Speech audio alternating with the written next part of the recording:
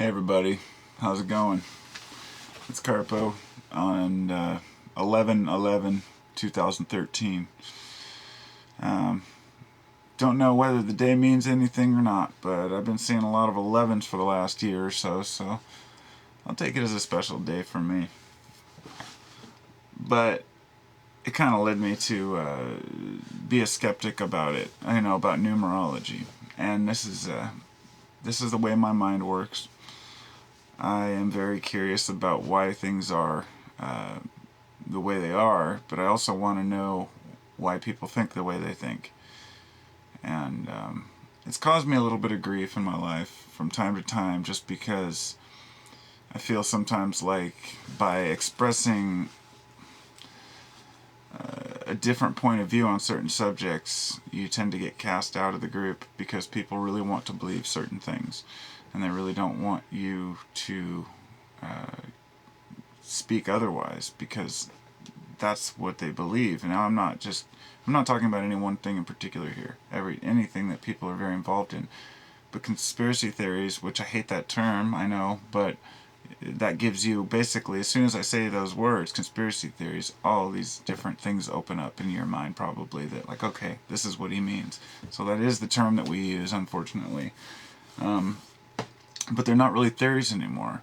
And when I'm talking about the connections between things, certain connections can be found that help us to figure out what really went on, since we're lied to so much of the time. But I feel like at the same time, we're obligated to put our minds in the other shoes, have empathy for the other side, understand how they think by putting yourself in a skeptic's point of view for anything you believe. When I've done that, that's what I mean by how it's been painful sometimes. It's because I'm a skeptic to my own thoughts and beliefs, and things that I really want to be true. And a good example is driving to work. A few times I've seen what people might call a UFO. I have been able to conclude the way that certain light reflects off my windshield, and there was one plane that was going up into the clouds, and it looked like it disappeared. It was kind of a weird deal. I've seen so many of these different events in my life happen, even out in the desert, when I'm looking way up in the sky with my dad and stuff that you can say, well, okay, it could have been this, rather than just telling myself it was for sure a UFO, I saw this. And by doing that, I can weed out things that aren't necessarily true. So what I'm getting at here is that these conspiracy theories, quote, people start drawing connections that are too absurd, and they start putting connections to everything. I was looking at the skeptic.com, because it's interesting. They always, you want to bring up different points of view from, and I was looking at one related to synchronicities and stuff, and how people have a natural tendency in their minds to create connections between things, even if they aren't there. And how this stems from a natural human instinct that helps to perpetuate our race by keeping us from basically dying. You have... I can't remember what it's called, but it's a system that basically, when you say, the example they used on the video I watched was, you're walking through the woods and you hear rustling in the bushes. Your first instinct should be to assume it's an animal and get the hell out of there, or do what you need to do to defend yourself. And then even if it's a false alarm, at least you're safe, right? Now, if you took the other approach and said, oh, well, it's nothing, then you're more likely to die. Now, this is a natural law that you're devising connections in your brain to what that could be. Instantly, you have these ideas of what could happen. All these things go through your mind. It's the way that the brain works. And so they've been able to determine that chess players, I guess, have a really, really high paranoia rate, that they're very nervous or anxious.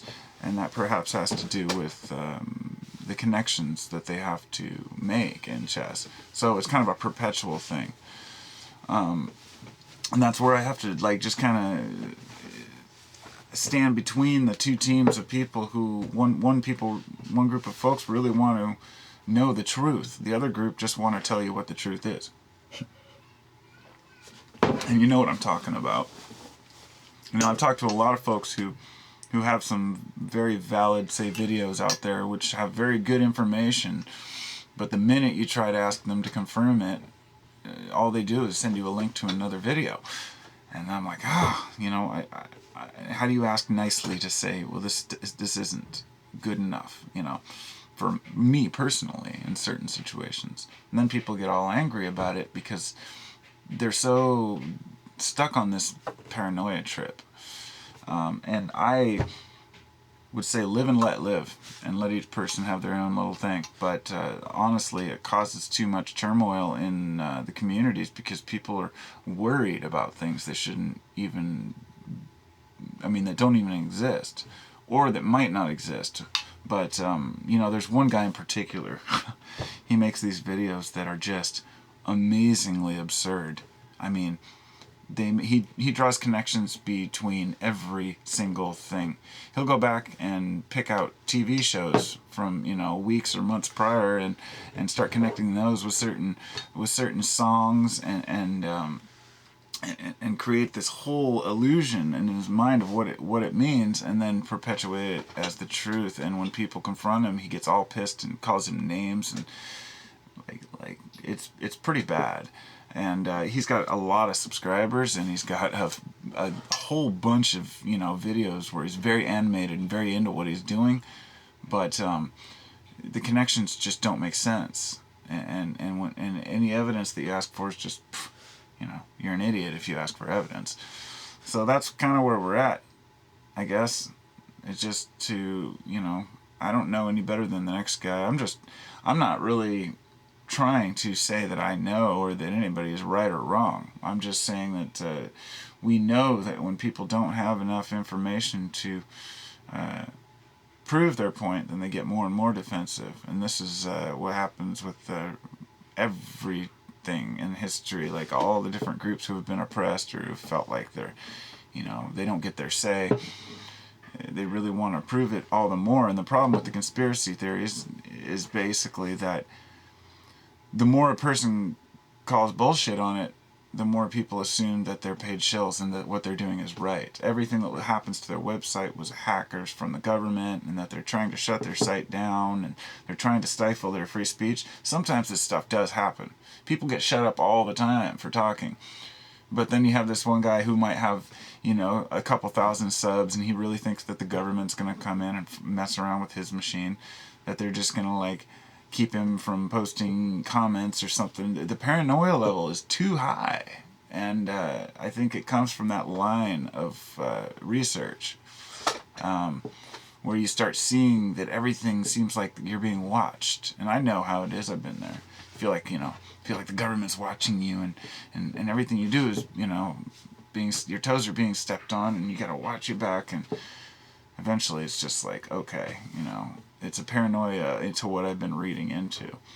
And yeah, I think it was like 6-8 months ago that I asked that guy I was talking about that had all this crazy videos, you know, I asked him a question, and he got all pissed and blocked me, and just, you know, stifling any type of inquisitive nature. But whatever, to each his own. You know, I'm finding my own truth, and when people do things like that, all they do is prove that they have less to show. Like when a person answers my honest question with a harsh retort and then blocks me, I know that they're bunk. Because anybody who's really talking the truth should not have to worry about the conflict.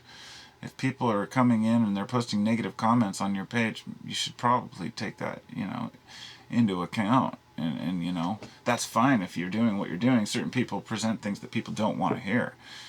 I'm not saying that a negative vote means anything, because hell, if you make a video bashing, you know, the Christianity and what it's done in history, you'll get all kinds of critics on your butt, you know. But you know, it is what it is. You know, we're just